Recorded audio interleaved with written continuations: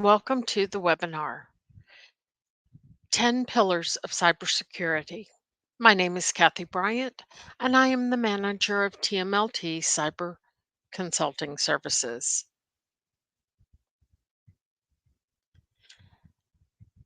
The objectives for today's program include identifying the top 5 cyber threats to medical practices. You're being able to illustrate how cybersecurity best practices can be applied to your medical practice setting, and to discuss the organization's readiness to demonstrate recognized security practices. Often in our webinars, we talk about HIPAA. We all know that HIPAA requires that we protect the confidentiality, integrity, and availability of protected health information. Throughout the program, the controls that we will be presenting as part of the 405D program actually work in concert to support these requirements. In other webinars, we've introduced the 405D. However, just as a reminder, the 405D was created by Health and Human Services in response to a requirement of the Cybersecurity Act of 2015. The goal of 405D is to strengthen the cybersecurity posture of healthcare. And considering all of the um, threats that cybersecurity has today, that we certainly believe that this is a good thing to have someone else in our corner helping us. In addition to members of the U.S. Health and Human Services, there are over 200 healthcare and cybersecurity experts on the task force, as well as members of the Health Sector Coordinating Council. One of the main things that 405D does is to produce resources for healthcare. The 3 core publications are the Health Industry Cybersecurity Practices, Managing Threats and Protecting Patients, and 2 technical volumes. Volume 1 is geared for small practices, and Volume 2 for medium and large healthcare organizations.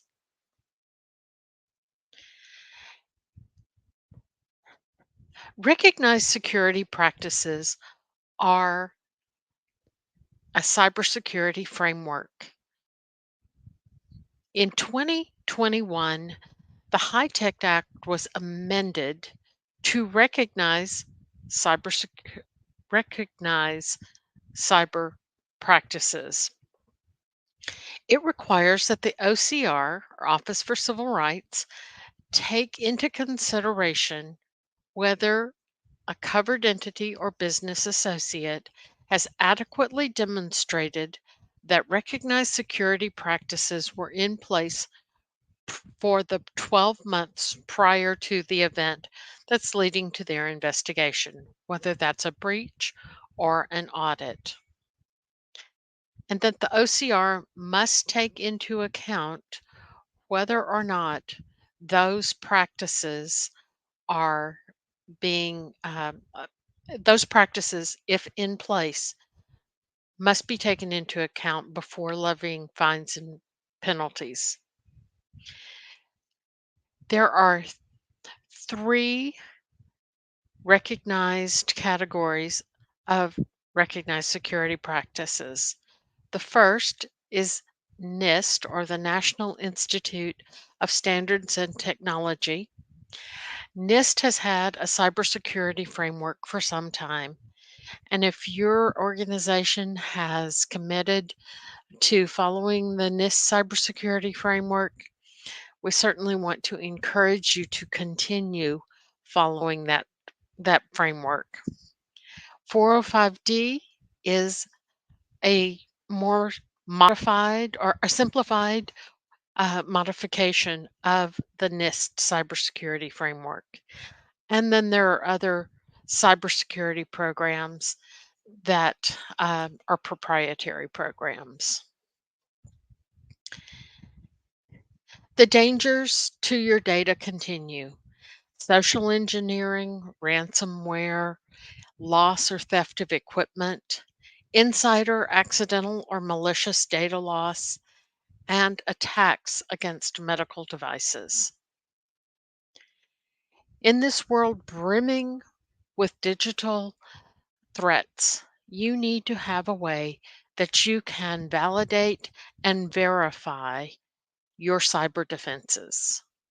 This is probably one of my favorite topics to go ahead and talk about. So we're going to go ahead and try to make sure that it both corresponds with your professional and personal life as we're going through this entire process. So these are the 10 pillars right here. This is kind of the foundation of the next few slides. I'm not going to go through each one of these because we're going to actually dive into each one in depth. So the first pillar is email protections. The sub practices in this include basic email protection controls, multi factor authentication, remote access, email encryption, and then workforce education.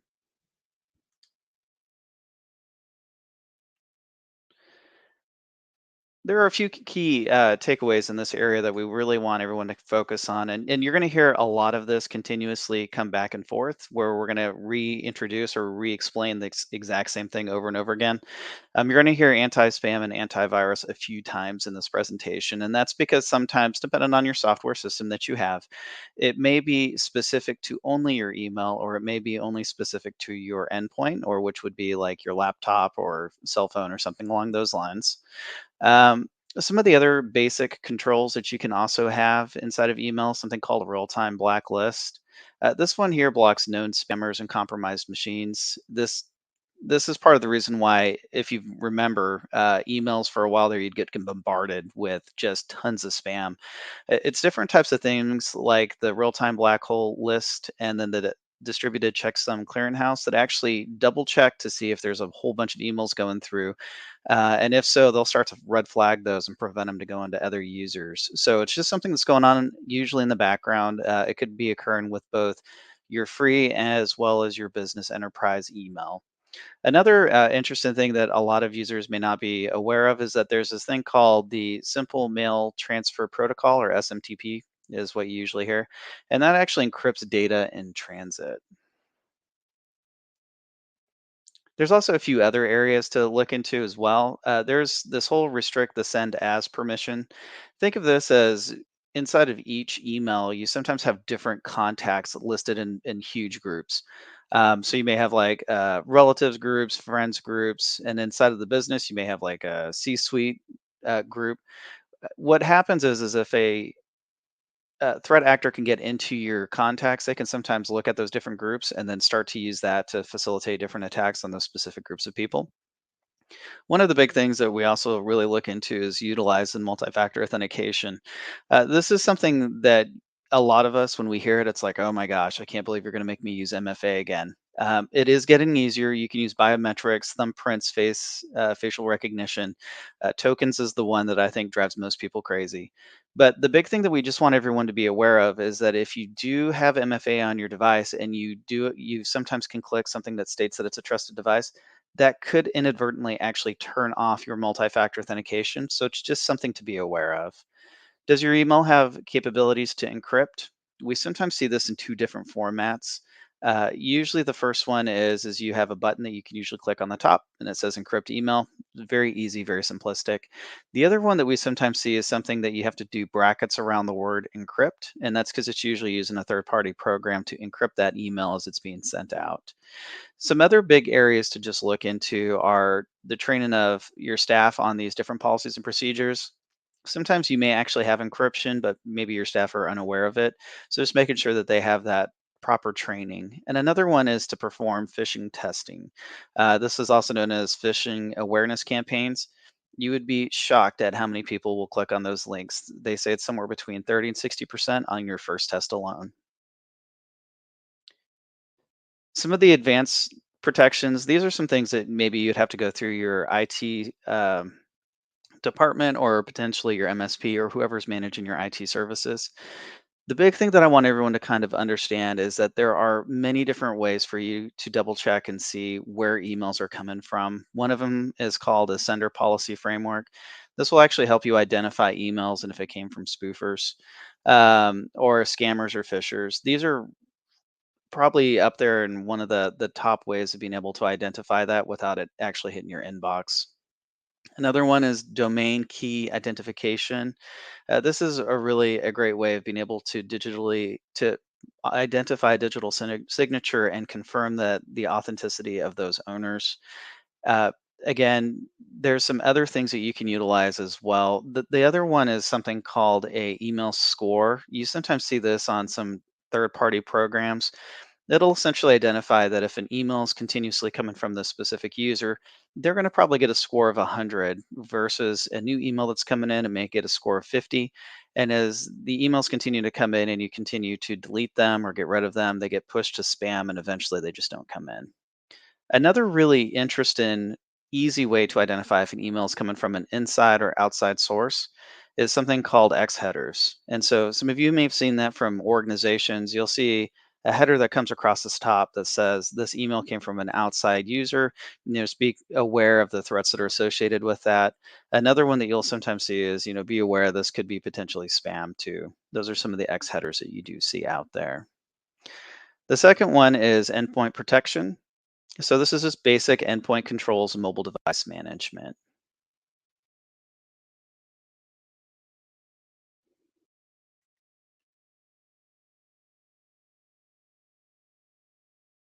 Sorry, give me 1 second here. There it goes. So mobile device management, this would include anything from smartphones, tablets, laptops, and other portable devices.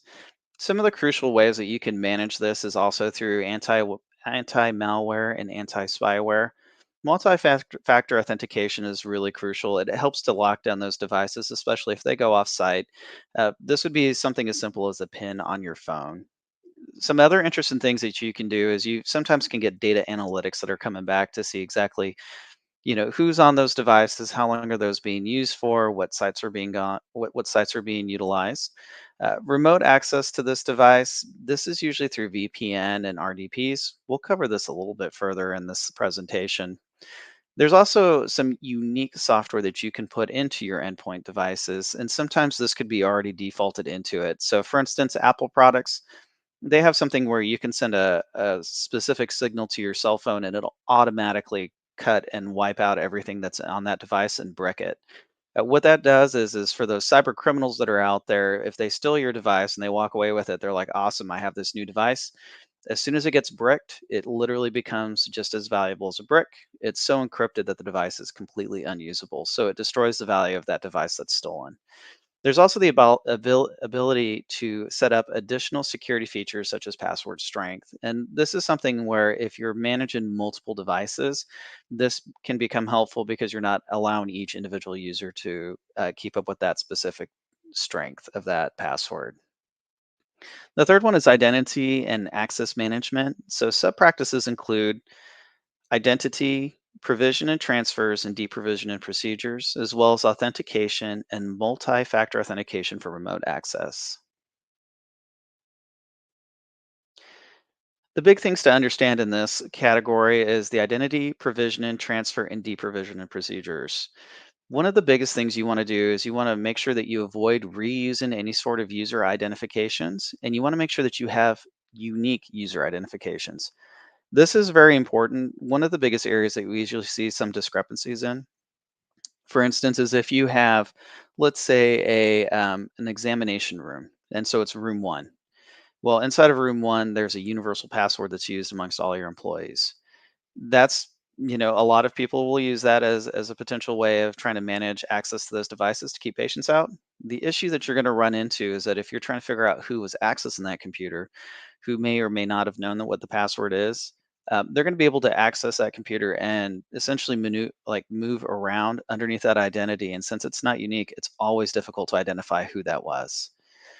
When you're setting up access, you also want to make sure that you're doing not only role based access, which is based on their job, you also want to make sure that they only have the minimum necessary when you're providing that specific type of access. So, for instance, if you have someone, and we see this a lot with like smaller practices, they'll have someone who's working the front desk, and then there's only three staff for your location. So, that staff member, let's say the MA is sick that day, so they pull from the front desk to run vital signs, and they provide additional access to the front desk employee. If that's part of your procedures, then you can always utilize that if you have to.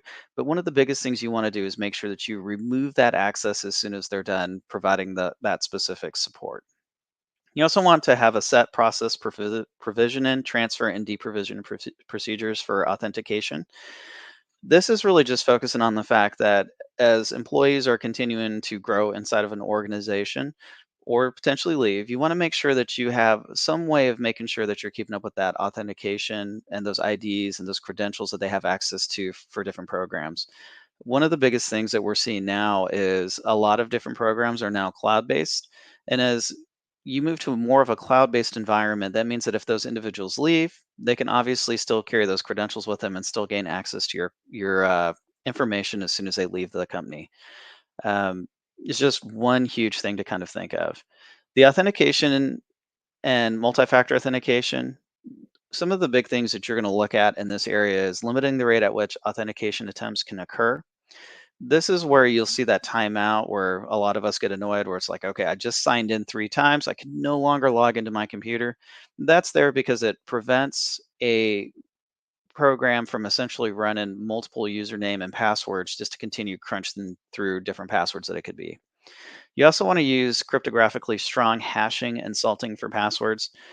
This sounds completely foreign to most of us, but what this means is that each time you push a key, right, there's going to be multiple keys that it actually looks like on the back end of a computer system. And salting is something that they just add in between each character just to make that password that much harder to break into. One of my favorite topics to talk about is passwords and passphrases. So the interesting thing is that a lot of us, we maybe hear about this thing called brute force attack. So that's essentially a program that runs in the background. It pulls up your username if they can identify what that is, and then it just starts crunching through all these different words. The interesting thing is that all these words are dictionary based, and the foundation of most of these brute force attack programs are dictionary based words. So, by using passphrases, you're actually making it much more difficult for those brute force attack programs to break through the password. And it's a very easy and very quick way of adding additional characters onto your password that will make it easy for you to remember, but very hard for those brute force attack programs to figure out. Frequency of rotation of passwords, this is another big one that we always look at. You're really looking at between 30 and 90 days is what most people are utilizing. 90 days is really what most people gravitate towards.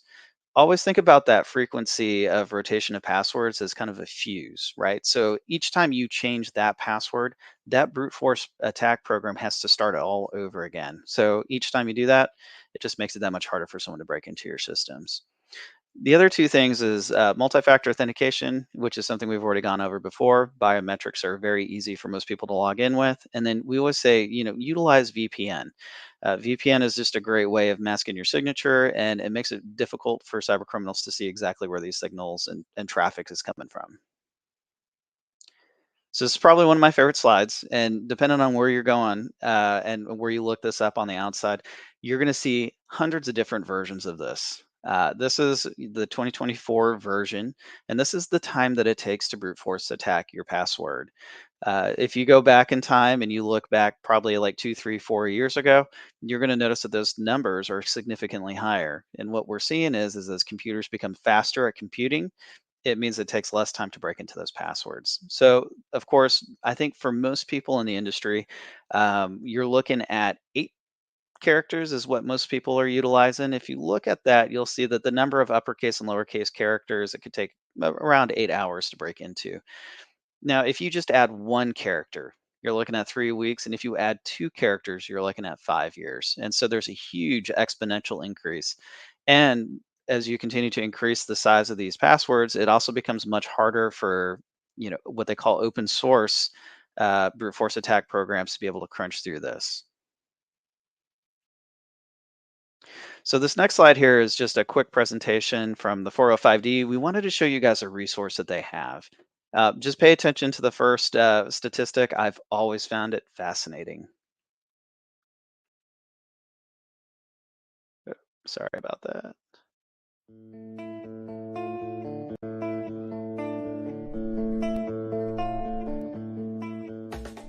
Welcome to your Cyber Quick Shot. Today, we'll be discussing access management and its role in mitigating cyber threats. Did you know that 81% of data breaches involve weak or stolen passwords? Each employee has specific responsibilities, and with that comes the need to have various levels of access to the systems, network, and programs that allow you to carry out those responsibilities.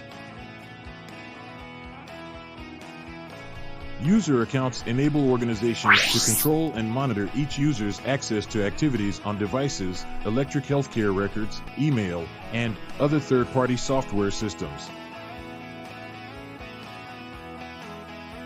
Your IT specialist should implement security controls, such as establishing a unique account for each user and limit the use of shared or generic accounts. Accounts should also be disabled for employees who leave the organization. Tailoring access to the needs of each user is also crucial. Follow these best practices to keep your organization cyber safe. And that is your Cyber Quick Shot for today. A quick shot a day keeps the cyber criminal away.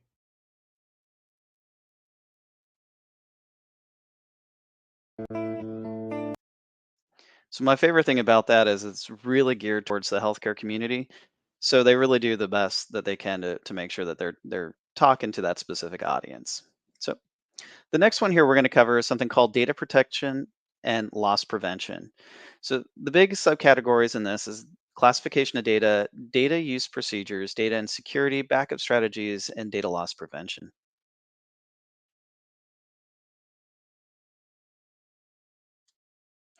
So as we're looking into this, this is kind of an area that I think a lot of us can work better to identify. So classification of data, you have highly sensitive, internal, and public data. The easiest way for me to explain this is that on the highly sensitive side, you're looking at information that's really sensitive to individuals. So social security numbers would be a really good one. And on the opposite end of that spectrum is public data. So this is information and data that you would like individuals to be able to quickly access. So this would be your new patient packets and things like that that you're going to post that you want people to easily access or have access to. The biggest problem that we sometimes run into is we stop classifying that data, especially as it starts to move out of those native environments onto a more collective area. So for instance, your local hard drive, it's very easy for us to go ahead and download a medical record that then ends up in a downloaded file that's actually outside of where the encryption may be at, depending on how your system's set up. You just want to make sure that as you're going through this, that you're going to train your staff to handle that different types of data classification. So if it's sensitive, you want to say, okay, hey, if you pull this out and it comes out of the EHR, as soon as you do that, it's going to go to this location here. So one of the things you may want to do and have a stand-in policy of is making sure that that data is deleted or automatically deleted at the end of each day. The other interesting thing to have just to keep an eye on is making sure that it's actually destroyed. So if you have any sort of information that's floating around on out there, and let's say you have a laptop that's being sent out and then you're decommissioning it, one of the things you may want to look at is okay, if that information is going to be sent out, how are we going to actually destroy that data to make sure that it's no longer usable or even obtainable by somebody else? Backup strategies and data loss prevention, this is a huge one that we're starting to see. There's a lot of different types of chatter out there, especially in the cyber community, that says, what are the different types of way that you can back up data? So, do you have a backup plan? A lot of us are saying, okay, we do. It's going straight to the cloud, so it's outside of my control. It's kind of true and sort of not. One of the things that you really want to look at is having at least three different types of backups. We always say have two online and one offline. And the offline one does kind of become confusing for a lot of people. But the interesting thing is that sometimes if there's a cyber attack, you'll sometimes see both the online copies somehow either get destroyed or encrypted. And so you really have to have that backup, that offline backup, just sitting there and it's ready to use. There's a lot of different ways that you can do this too. If you don't want to invest into a complete offline backup, another easy, quick suggestion is to just go get a removable hard drive. They've become extremely more cost effective, and you can always take information that you need in there, such as your new patient packets and things that you do not want to create again in the event that there's a cyber event, and just push them to an offline drive. That way you have it in the event of emergency and in the event that you cannot access your online backups. You also want to know how and where those are stored. So, some interesting stories that we have seen in the past is that sometimes these backups, we all think that they're going to be local. Sometimes we have seen those actually going overseas into different areas. It becomes very cumbersome for people to try to navigate that, especially if there's some sort of HIPAA violation or breach of information or a cyber event. And at which point it becomes very difficult to figure out how you're going to enforce those rules on somebody who's in a different country who may not abide by HIPAA, for instance. Another interesting thing that you want to do is just make sure that you're keeping these backups away and off of your network where your general workforce has access to it. In some instances, we have heard issues where people have inadvertently deleted a backup file without actually understanding what that backup file was named there for. And you also want to have an incident response team. This is very crucial. Think of it as your crash team, a crash cart team, for Code Blue, but it's for your IT systems. And is your DLP, and that stands for data loss prevention, configured for email networks and endpoints. DLP is really kind of a neat thing. It allows you to see what the data flows are and if they increase significantly or decrease significantly. Decrease significantly. The main reason why those two different types of trends are important is it usually means if it's being encrypted, you're going to see that bandwidth increase significantly. And if it's decreasing, you're going to see it actually become much shorter, much smaller. So IT asset management, this is an area that I think is really interesting, and there's a lot of different ways of handling this. That includes inventory of endpoints and servers, procurement, secure storage of inactive devices, and decommissioning. The big thing that you're looking for here is just making sure that your organization has an inventory list or an IT asset management program. This is could be anything as simple as, let's say, a spreadsheet with all the critical information that's in there. You also want to make sure that as you're utilizing these different IT lists, it's very good for you to go ahead and put down that you decommissioned a device on a specific day at a specific time. And if you have certificates to maintain those, it's just a great way of clearly identifying that you're following through with your procedures and that you're decommissioning your assets as they're needed. Um, how and when is your equipment added to your inventory list? One of the biggest things to do is to do it immediately. We hear some organizations say that their MSPs or their IT departments are handling it. You just want to make sure that that information is getting in a very timely manner. The longer that it's outside of your list for, the more likely it is to be kind of one of those rogue devices that's floating around that no one knows about. And so that's just a really easy, quick way of just keeping up with that. Does your organization to store inactive devices? And there's two in here. So you want to make sure that you have a location to store your decommissioned devices. The other thing is you want to make sure that you also are storing it in a locked up area. What this does is as soon as an item or an endpoint, in this case, like a laptop, becomes no longer usable. What happens is in our head, we're like, well, if I can't use it, then no one else can use it. The biggest problem that we sometimes run into in this specific circumstance is that someone like me can go in and pull your hard drive out of your laptop, and I can go ahead and jump it across into a working laptop. And so making sure that you know where those decommissioned assets are, as well as making sure that they're locked up, is a great way of just ensuring that that information does not get out to anybody else.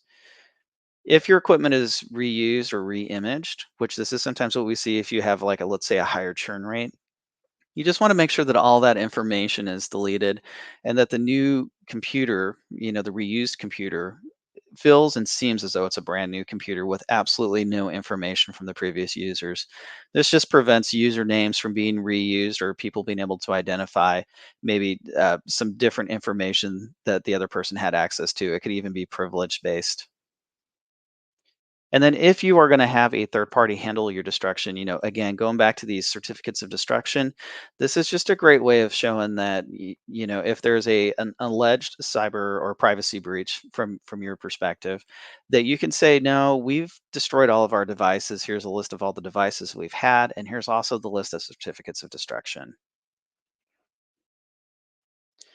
The next area we're looking at here is network management. So these are profiles, firewall, segmentation, prevention systems, web proxy protections, and physical security of networks. The key points here that we just want to make sure everyone's aware of is, do you host your own servers? And if so, how are they protected? Who has access to them? So one of the biggest and the most interesting things that we do hear from some of our policyholders is that they have these network closets. They have their entire server inside of that network closet. It's not locked. And so it doesn't seem like a huge idea, but we've had instances in the past where that's just so happens to be probably the quietest room usually in your facility. So employees tend to gravitate towards that location, sometimes with a cup of coffee and or maybe with like excess linen or something like that. And if you pour coffee over the top of a server or you throw, like, let's say, a blanket over the top of the server, you can cause them to overheat and it can cause your entire system to crash. So, making sure that those are locked is a really great way of just making sure that that never happens. It's also a really great way of making sure that no one has access to the physical server itself. It becomes much easier for people to break into your systems if they have physical access versus just virtual access. Another crucial thing to look at here, and this is for, well, more medium, large size organizations that maybe have multiple servers that they're using to run different components of their business, is to make sure that your networks are segmented. What this means, and the easiest way for me to explain this is if you were to imagine a ship with these different compartments in it, right? As your ship's cruising along, if it hits something and it collides with something and one compartment gets compromised, that tends to mean that usually the ship can stay afloat because the other compartments are still intact and it allows the ship to get back to where it needs to go to. And that one compartment's the only thing that's actually compromised. Segmented networks work the exact same way. If one component of your service goes down and you have the other five that are still operational, it has a minimal impact. But if all of them get taken out simultaneously, that's usually when it's pretty catastrophic. Do you have any sort of intrusion prevention systems? This is just looking for some sort of anomalous activity. Do you have any sort of web protections that block websites or categories? This is where you can kind of go in and say on your browser, hey, if we have anybody who's looking at, let's say, a keyword like alcohol, then that is completely off limits and it'll block that website. A really interesting story on that is we've had a practice put alcohol down as their main category, and it actually blocked uh, all of the local restaurants that were around them that also served alcohol. So they had to kind of, tweak some of these settings, and that's completely normal as you're going through this entire process. Is your server locked and are ports disabled? So we covered the lock-in part, and then the ports disabled just means that if someone comes in and they try to plug stuff in, it will not work. And then our guest networks enabled. That's a very interesting area to have a discussion in. So if you have a guest network, you want to make sure that all of your employees are on there as well as anybody else who's using some sort of private device. What that does is it makes it so that you segment your network from the rest of everything else. As soon as someone can gain access to your actual network where all of your devices and computers are on, it can start to run really slow if you have someone who's trying to do crypto jacking, or they can also start to use that and get inside of your computer systems and essentially what they call lateral movement, where they can look into all these different areas with these devices and how they're connected. So vulnerability management, this is server-based scan and web applications, system placement, data classification, patch management, configuration, and change management. So we've heard a lot about this before, and it's the ability to perform these vulnerability scans. Sometimes these can be performed by your antivirus, anti-malware, and so those can perform vulnerability scans. But there are sometimes vulnerability scans that are much more in depth than that. So there's different levels of vulnerability scans. You just want to make sure that if you do perform vulnerability scans, that you are utilizing it in the best way that you can. That's going to help you identify, surface level issues that are occurring inside of your computer systems. You also want to make sure that you're scanning your web page. There's been a couple of different instances where we've ran vulnerability scans and we've seen that the web page itself is actually open, right? So anytime you see a picture on a web page, it usually points back to something called a target. And that target just so happens to sit on your server. And once they can identify what that server is, they can continue to move into, your different servers and devices and things like that.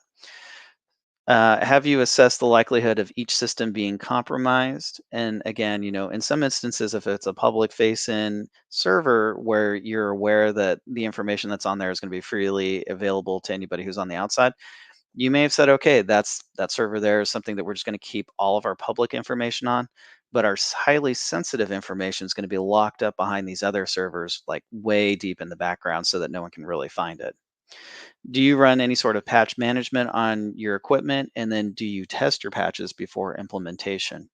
These are two very important components. So, a lot of us, when we hear someone talk about patching, it's like, okay, it's a new downgrade.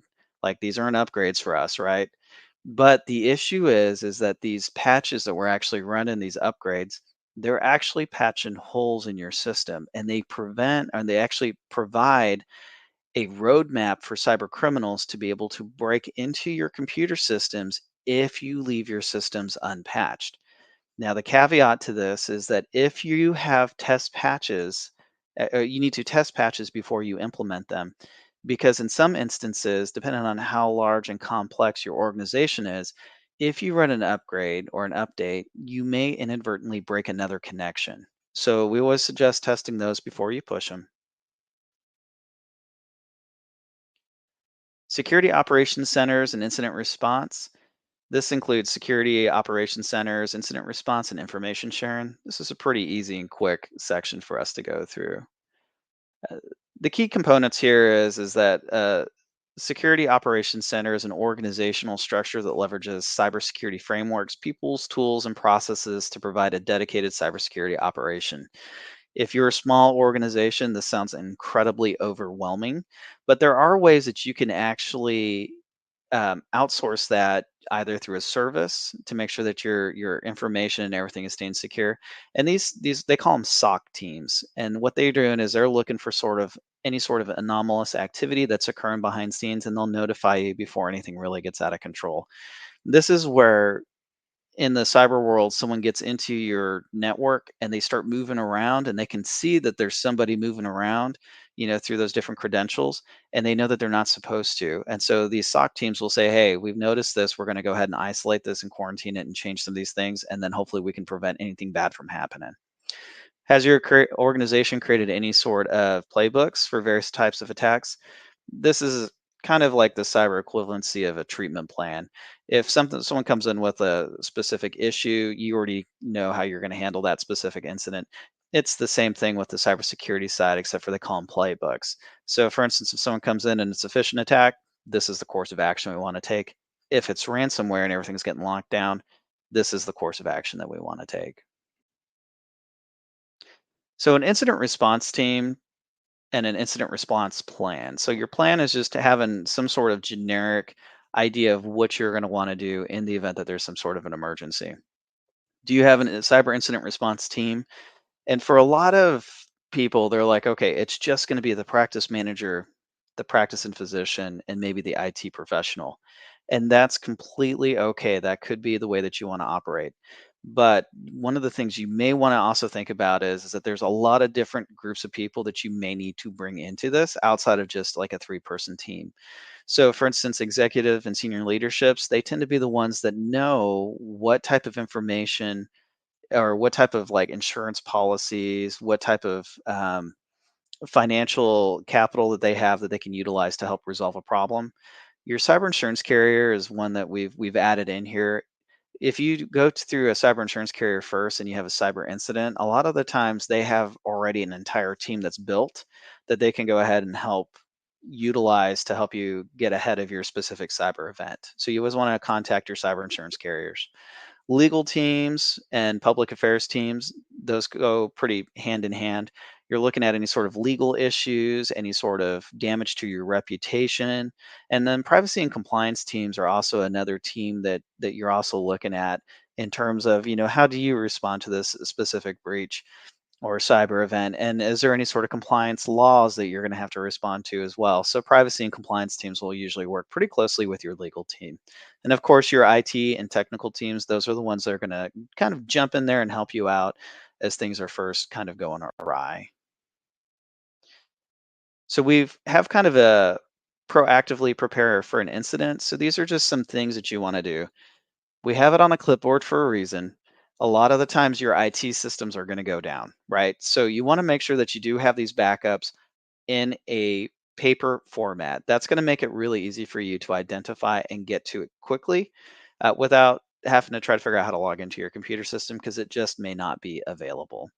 So you want to have key phone numbers, how your data is backed up. You want to make sure that you educate your key staff before anything happens, and then you also want to make sure that you can have your IT team completely restore from the last backup and then conduct tabletop exercises to just make sure you're testing these plans and strategies. A great example for us here in Texas is we went through that whole, we refer to it as snowvid sometimes, where we had a huge ice storm that came in and took out a bunch of things as well as during the pandemic. Well, that shifted a lot of the ways that we may have handled contingency planning. And so after that specific incident, you may have gone back and said, okay, we maybe need to have this as a fallback plan in the event that no one can get to work and we're completely isolated. So you also want to maintain the following documentation. I have a whole list here, but pretty much you just want to make sure any reports, anything that you're doing, everything that's coming in, any sort of information, it just keeps going into these 3-ring binders that you're constantly just keeping up to date. You also want to make sure that, as you're going through this process and these policies and procedures are changing, that you're updating those as well.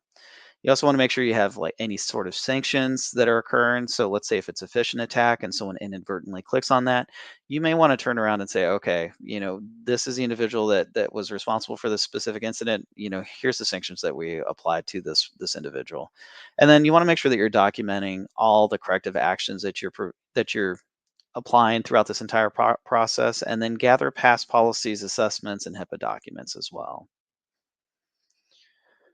So one of the big questions that we sometimes get is, okay, so how do you keep up with all of these huge cyber vulnerabilities? And so I call them CVEs, and it's cyber vulnerability exploits.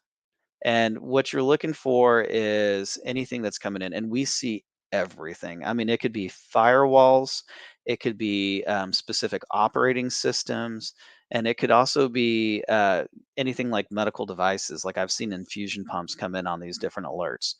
So one of the things is let's say you do have an incident and you want to report it and let someone know about it. You can always go through some of these different groups. Like CISA is the one that I am constantly looking into. It's a free information sharing uh, government entity. And as there's these new alerts that come out, I can constantly get updates as, okay, here's the latest vulnerability that we found.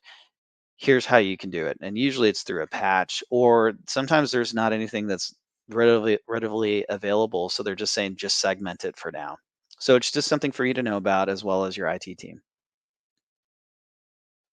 So network connected medical devices. So medical device management, endpoint protections, contact and the FDA, vulnerability management. These are all huge things that we're looking at from that side.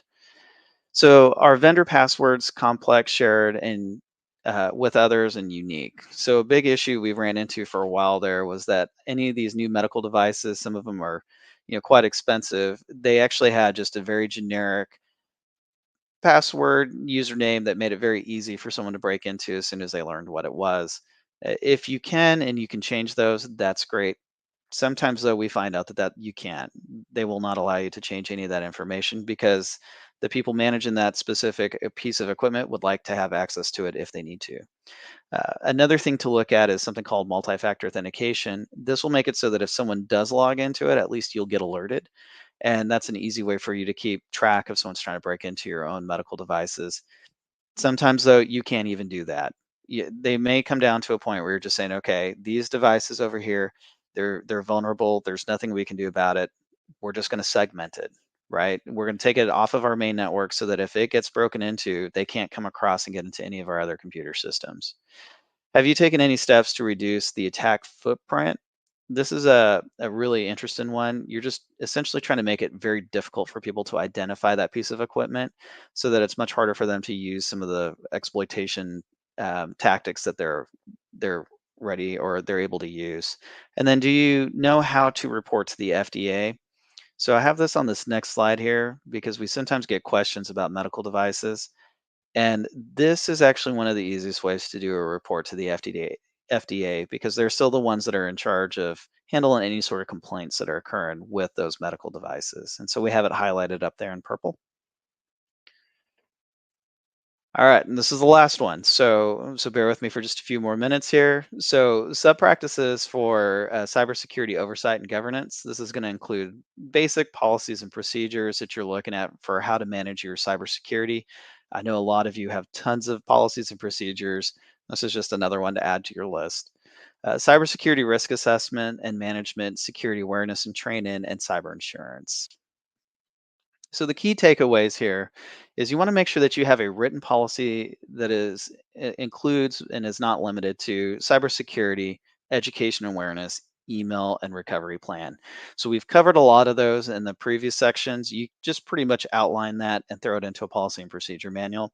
It's just a great way of keeping your employees up to date on all the new issues that you may or may not have issues that you're aware of that you've tried to resolve and you found new tactics or new ways of fulfilling or meeting those discrepancies. And then perform risk assessments and remediated issues.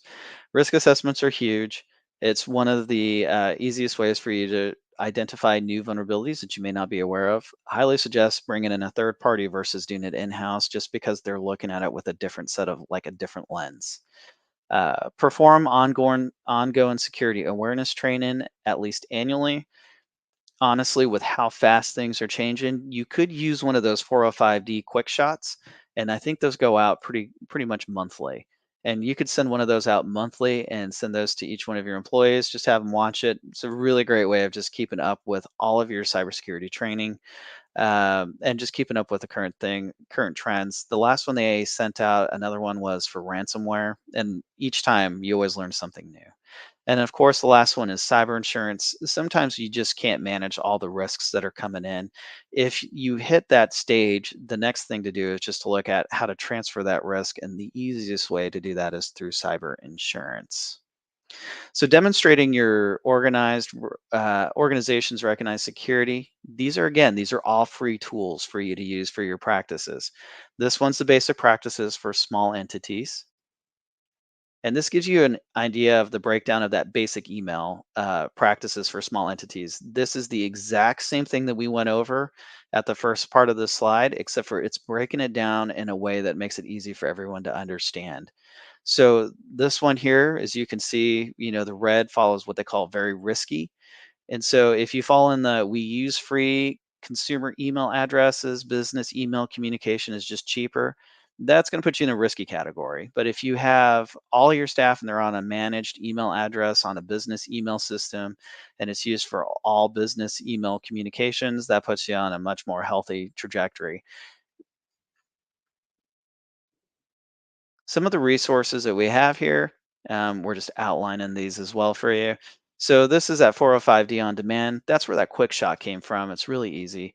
That Cyber Pulse, that's the one that we just showed you just a few minutes ago, and they have it on all 10 pillars. So it's really easy for you to go and do a quick assessment on your own organization. And of course, we have TMLT's Resource Hub as well as the podcast as well. And thank you guys so much for your time. We always know that it's precious. We appreciate you sharing that with us today.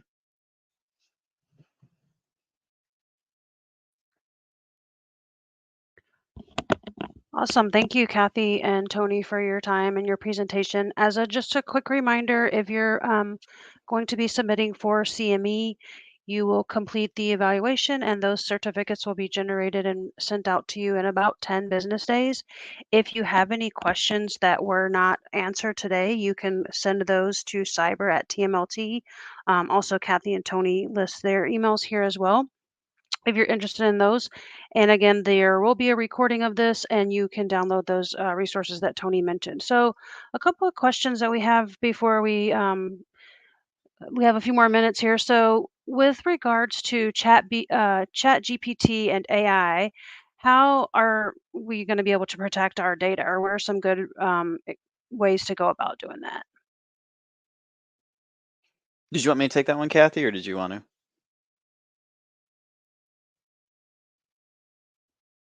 Oh, so I'll go ahead and take that one. So ChatGPT is and AI is really interesting. So by far one of my favorite topics as well. The interesting thing is that if you have ChatGPT and AI, in order for it to process whatever questions you have, it has to go to an outside server. And then that server is going to go ahead and quantify the information, and it's going to dump all your data into that extra server and then kick out an answer and send it back to you. So anytime that you're dealing with AI or ChatGPT, you just want to be cognizant of where that information, where that database is storing information at. I think that a lot of the healthcare community is starting to become more aware of it, but in the meantime, I would just be aware that that information has to go offsite. It's not just being quantified and analyzed inside of your own server program. There, it's going to a big giant server. So. Thanks, Tony. There's a question here, and I'm hoping one of you can answer this. It says, "What if your practice does not use email for any EMR or practice management information?" So I'm I'm guessing they're saying they're limiting their cyber exposure. Do they do electronic billing would be my first question, because there are a lot of breaches that have occurred that only involved the electronic billing parts, whether you do that yourself or whether you outsource it to another company.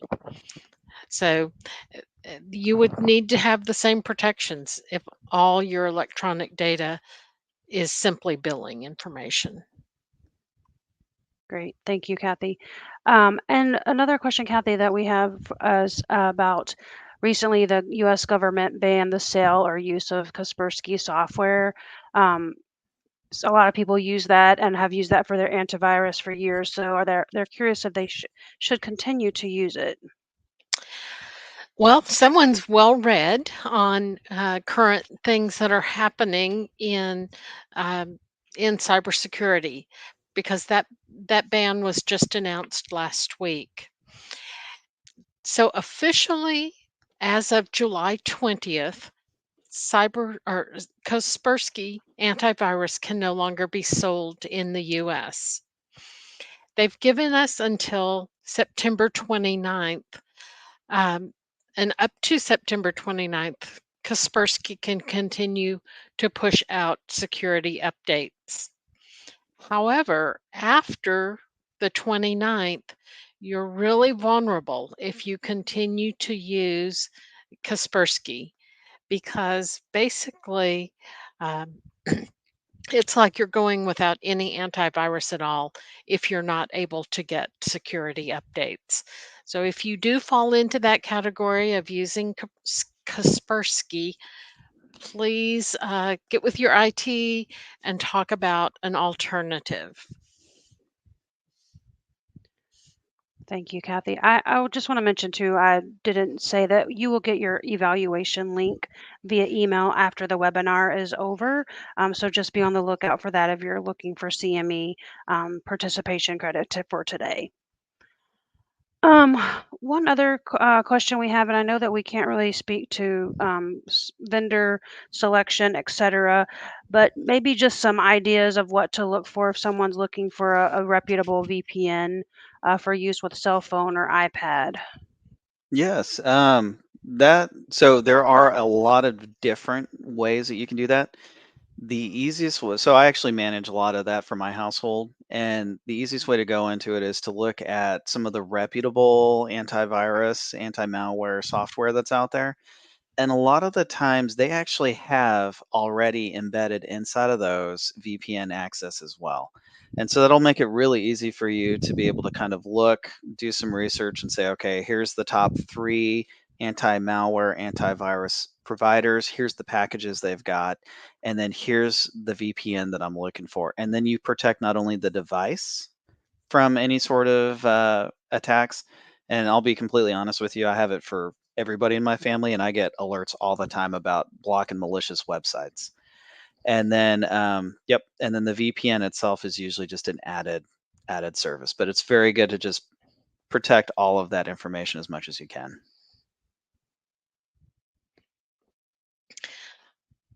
Cassie, I've seen a couple of questions about how do they get to the hot shot or the Yes. quick shot on the 405D website. I just stuck a note on the screen. It's https 405dhhs.gov. It was also one of the resources that Tony mentioned that's on the end of the slides, or you can always just Google 405D and it'll take you right to it. And the quick shots are right in a yellow banner in the middle of their homepage.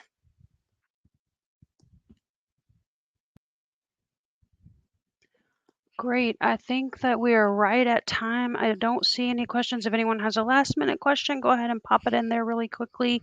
And otherwise, we thank you for joining us today. And as mentioned, your CME link will be emailed to you. The certificate will be available about 10 business days thereafter, and you will get an email, shortly for that. Tony, Cathy, any closing thoughts from you guys? Just appreciate everyone's time. We know that cybersecurity probably is one of the most important topics of conversation, and as we see so many practices being affected by threat actors. Um, Appreciate those of you who answered the polling questions. It helps us gauge possible new topics for future webinars. Yeah, Thank, and yeah, the only thing I wanted to add to it is that the neat thing about cybersecurity is that a lot of the times we associate it most closely with like our professional life. But the neat thing is that the more aware you become about cybersecurity, you can start to realize that it actually can impact your personal life as well. So any sort of resources and education that you get, it really does help out in both areas. And thank you guys again for all of your time. Truly appreciate it. thanks, Great. everyone. Thank you. Have a great day, everybody.